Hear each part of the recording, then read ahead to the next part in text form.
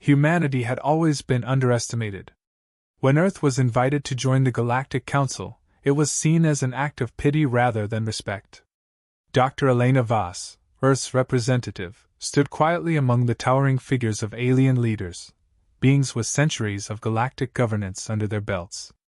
The Zy-Wrath Dominion, an empire built on conquest and subjugation, was particularly vocal in its disdain. "You bring them here," General Krall of the Zy-Wrath scoffed, his deep, guttural voice resonating through the chamber. "And for what? To serve tea and recount quaint tales of survival on their backwater planet?" The room tittered with laughter, but Dr. Voss didn't flinch. She adjusted her glasses and waited for silence to return. Her calm demeanor only seemed to irritate the Zy-Wrath leader further. "You mock us for our inexperience," she said evenly. "But do not mistake diplomacy for submission. Humanity has endured more wars than any species in this chamber. We know conflict, its cost, its weight, and its consequences. If forced, we will fight, but not as you expect." Krall sneered. "A predator knows its prey. You will submit, as all others have. It is only a question of how painful we make it." Days later, the Zy-Wrath Dominion proved true to their word. An unprovoked attack on a human research station near the outer colonies left nothing but debris and silence in its wake. The footage reached Earth's unified command within hours, Zy-Wrath ships obliterating a defenseless facility without so much as a declaration of war. The United Nations of Earth convened immediately. The council chamber buzzed with anger and fear, yet Dr. Voss remained composed as she addressed the gathered leaders. "They think we're weak," she began, her voice steady but resolute. "They think our peace has dulled us, that our history is irrelevant in the vastness of space. They have forgotten the lessons of Earth's past, or perhaps they've never learned them. It's time we remind them." The decision was unanimous. Humanity would retaliate, but not with brute force. Centuries of conflict had taught Earth a hard truth: war was not won by strength alone. It was won by strategy, resilience, and the ability to adapt. Project Perseus, long kept in the shadows, was activated. Earth's first interstellar fleet, small but meticulously designed, prepared for engagement. Dr. Voss, though a diplomat, was intimately involved in the planning. Her background as a historian of warfare became an invaluable asset. She knew the Zy-Wrath's arrogance would blind them to humanity's potential. The first phase was simple: disrupt and destabilize.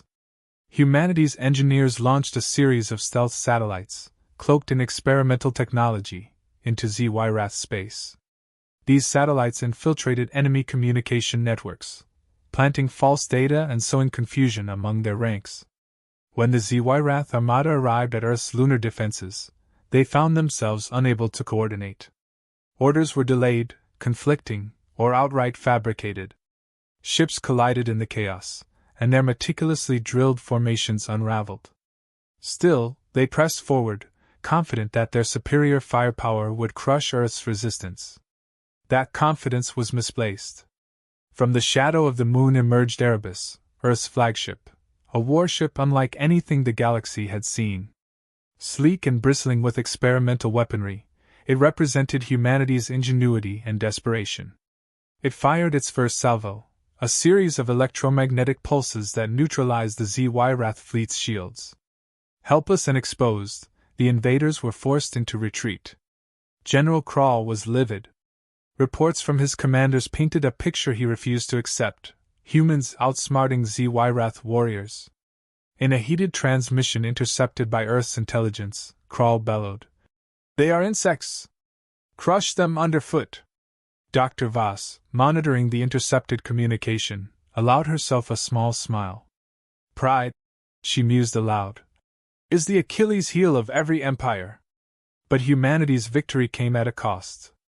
The Lunar Defense Force reported casualties, and the devastation to civilian infrastructure was severe. Earth's leaders knew the Zy-Wrath would return, angrier and more determined. Still, morale surged across the planet. For the first time, humanity had demonstrated that they would not be easy prey. As the unified command debriefed the battle, Dr. Voss addressed the room with a measured tone. This was only the beginning. They will escalate, and so must we. But remember this, war is not just about weapons. It's about breaking the will of your enemy before they break yours. If we're to survive, we must think beyond the battlefield. The council members nodded, their resolve hardening. Humanity had been underestimated for too long, but now, they had the galaxy's attention. The Zy-Wrath Dominion struck swiftly, their ships descending like a swarm of steel locusts upon the outer perimeter of Earth's defenses.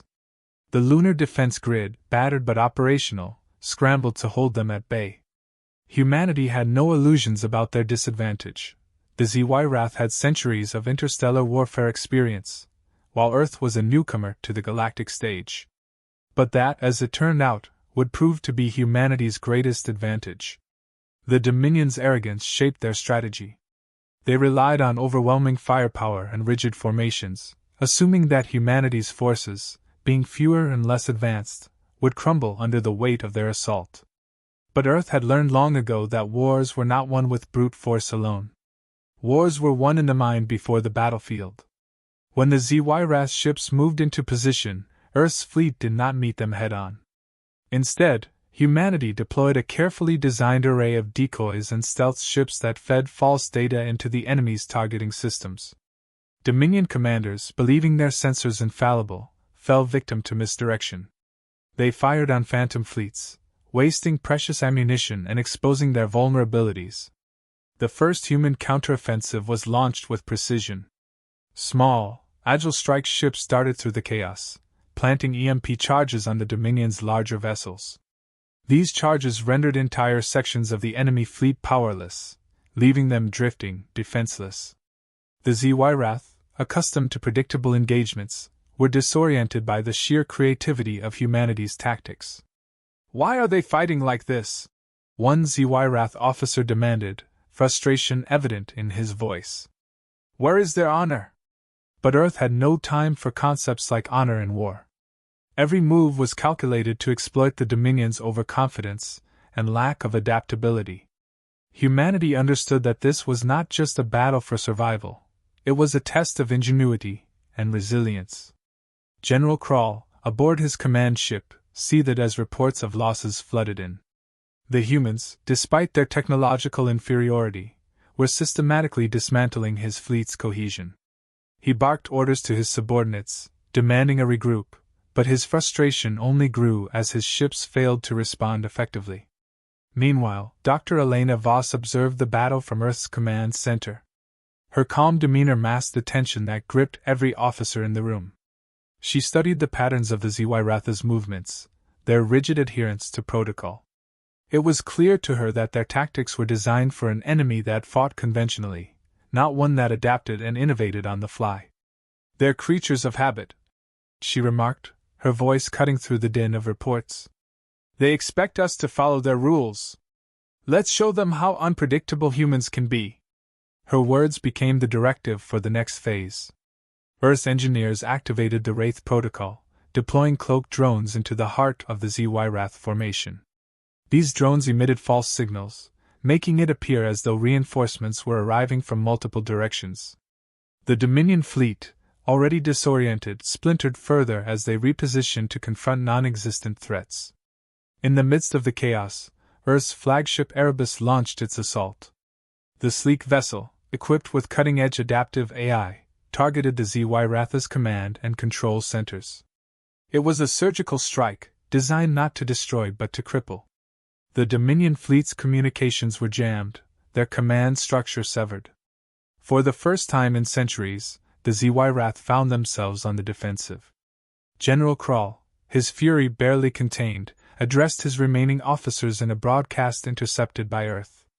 "These humans fight like cowards, hiding in the shadows. They refuse to face us with dignity." Dr. Voss listened to the transmission, her expression neutral. When it ended, she turned to her staff. "They still believe this is about dignity," she said softly. "That belief will be their downfall." Despite their successes, humanity understood the cost of this engagement. The lunar defense grid had sustained heavy damage, and casualties among the fleet were mounting. Earth's leaders convened a strategy meeting to assess their next steps. It was clear that the ZY Wrath would not retreat for long. They were a proud and relentless adversary, and their retaliation would be swift and merciless. Dr. Voss addressed the council with characteristic precision. "This war will not be won in a single battle," she said. "The ZY Wrath are testing us, probing for weaknesses. They believe our resistance is temporary, a fluke. We must show them that it is anything but." Her proposal was bold, a series of hit-and-run operations designed to keep the Dominion off balance. The goal was not to win through sheer force but to erode their confidence, to make them question their superiority. It was a strategy rooted in Earth's history, drawing on lessons from guerrilla warfare and psychological operations. The Council approved the plan, and preparations began immediately. Earth's forces, though battered, rallied under the banner of survival. Engineers worked tirelessly to repair damaged ships and develop new technologies, while military strategists refined their tactics. The people of Earth, united as never before, poured their resources and resolve into the war effort. As the dust settled on the first phase of the conflict, humanity emerged with a newfound sense of purpose. They had faced the ZY Wrath's might, and had not only survived but had struck back with ingenuity and determination. The galaxy was watching, and the message was clear: Earth would not bow. The ZY Wrath Dominion's response was swift and brutal. Their commanders, furious at the unexpected resistance, mobilized reinforcements from neighboring sectors. Massive warships capable of obliterating entire fleets in a single barrage joined the fray, turning the conflict into a test of sheer dominance. To them, war was a matter of power and precision, an exercise in proving superiority through overwhelming force. What they failed to grasp was that humanity approached war as something far more profound. On Earth, the Leadership Council prepared for the next phase of resistance. Dr. Elena Voss, standing before a room of military strategists and engineers, opened the meeting with an unconventional observation. "The ZY Wrath believe we are fighting for survival alone," she began, her voice calm but commanding. "But survival is merely the foundation of our efforts. This war is an opportunity, not just to defend Earth, but to redefine our place in the galaxy. To do that, we must reshape the battlefield itself." Her words carried weight. Humanity had faced existential threats before, but never on a scale that required them to engage an enemy across the stars. The Council had to think beyond traditional warfare. It was not enough to meet the ZY Wrath head-on. Humanity needed to unbalance them entirely, to make them doubt their every action. The first step was psychological. Earth's intelligence network had been working tirelessly, analyzing ZY Wrath culture and military doctrine. What emerged was a portrait of an empire rooted in pride and hierarchy. Their society thrived on the belief that they were invincible, that their dominance was natural and unquestionable. Dr. Voss saw this as their greatest weakness. "They view us as beneath them," she explained during a briefing. "That arrogance blinds them to the reality of this conflict. We don't need to destroy their fleet to win. We need to destroy their confidence." To that end, humanity launched its most ambitious operation yet.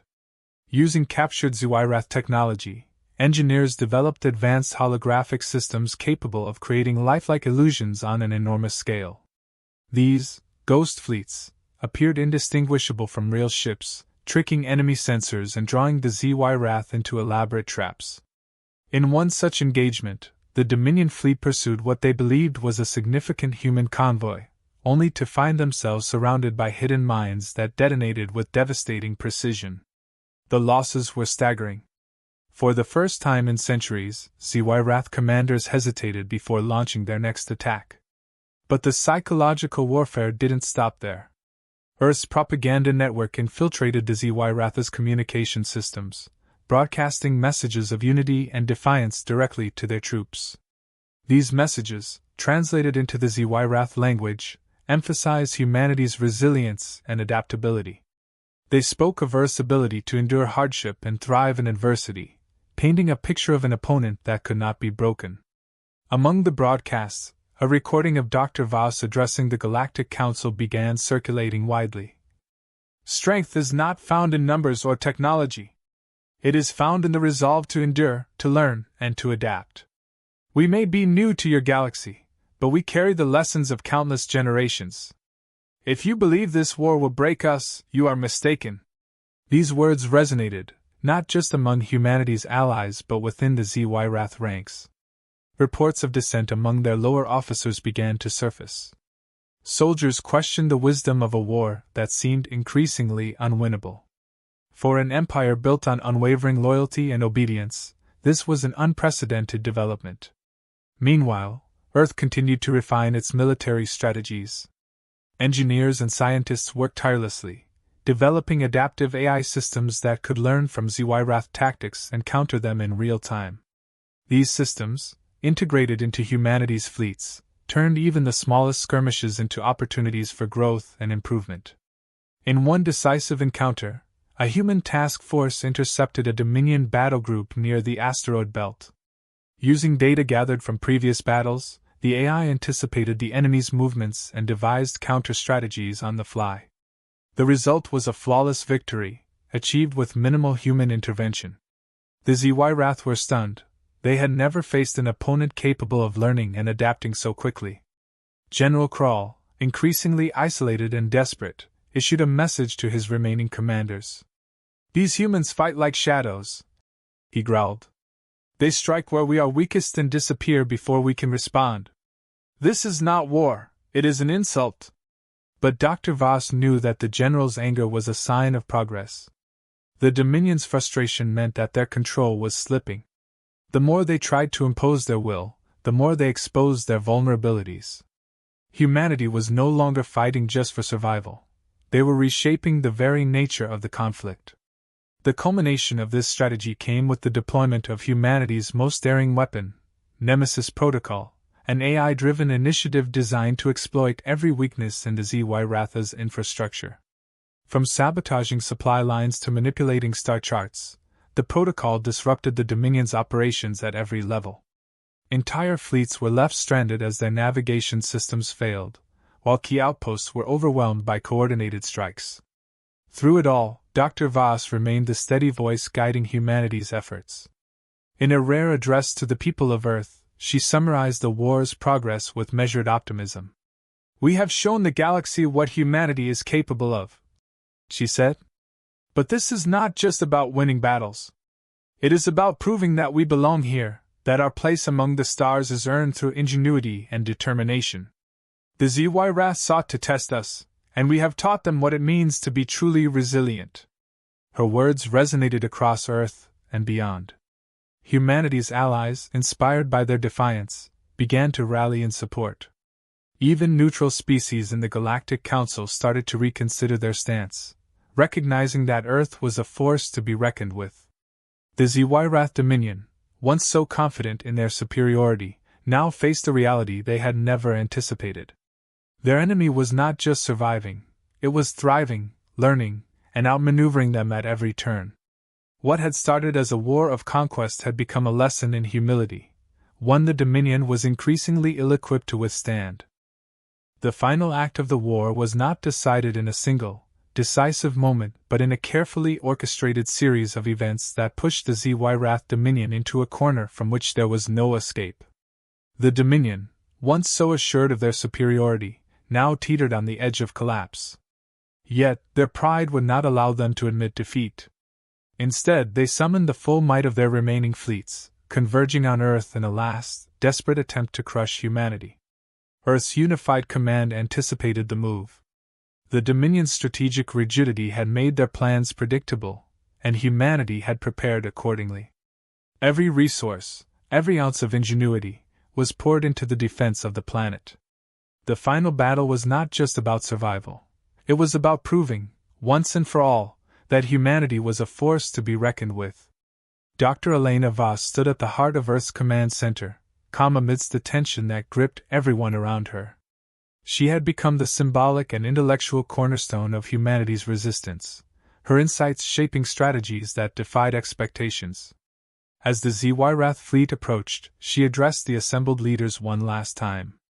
"The Dominion seeks to overwhelm us with brute force," she said.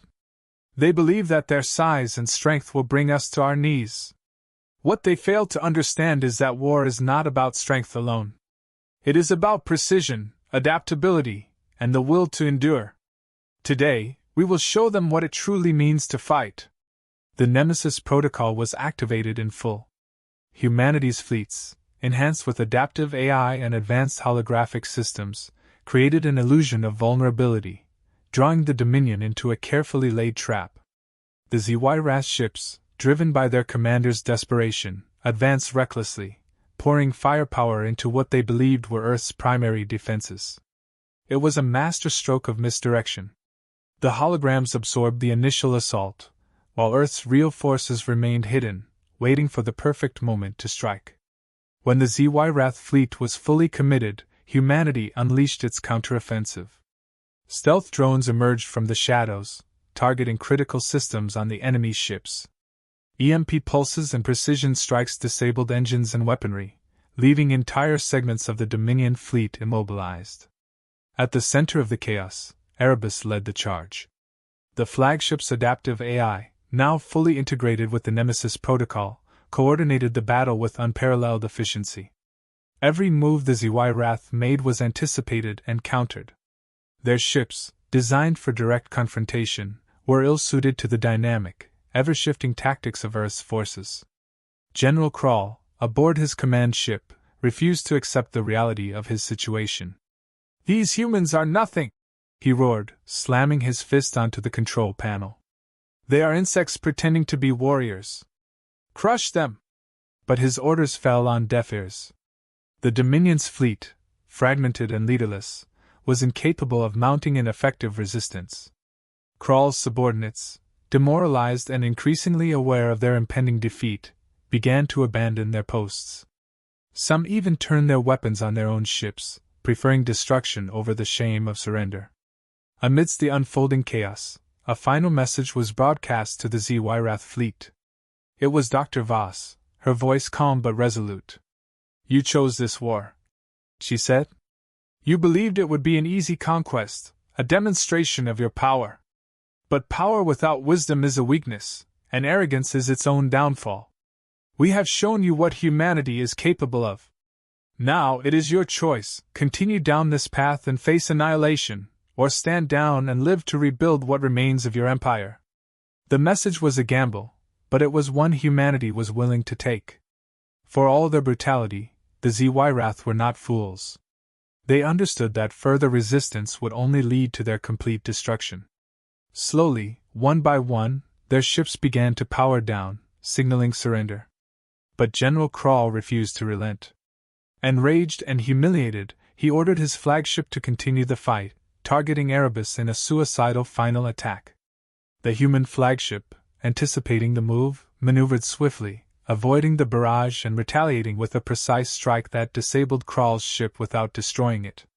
The general, defiant to the end, was taken into custody by Earth's forces. With the battle over, the full extent of humanity's victory became clear. The ZY-RAS Dominion, once the most feared empire in the galaxy, had been defeated not through brute force, but through ingenuity, resilience, and the ability to think beyond the conventional. It was a triumph not just for Earth, but for the ideals of adaptability and perseverance that defined humanity. The aftermath of the war saw the signing of a treaty that redefined the galactic order. The ZY-RAS were forced to relinquish their claims on conquered territories, and reparations were made to the planets they had subjugated. Earth, once viewed as a minor player on the galactic stage, was now recognized as a sovereign power and a force to be respected. In the days that followed, Dr. Voss addressed the Galactic Council one final time. "War is never a choice we make lightly," she said. "But when forced into it, humanity does not falter. We adapt, we endure, and we overcome. Let this be a lesson to all who underestimate us. Survival is not our only goal. We seek to thrive, to grow, and to build a future where such conflicts are no longer necessary." Her words echoed through the chamber, a testament to humanity's journey from a divided world to a united force capable of reshaping the galaxy. The war had tested them in ways they could never have imagined, but in the end, it had also defined them. They were no longer just survivors of Earth. They were pioneers of a new era, one forged in the fires of conflict but tempered by the hope of a better tomorrow.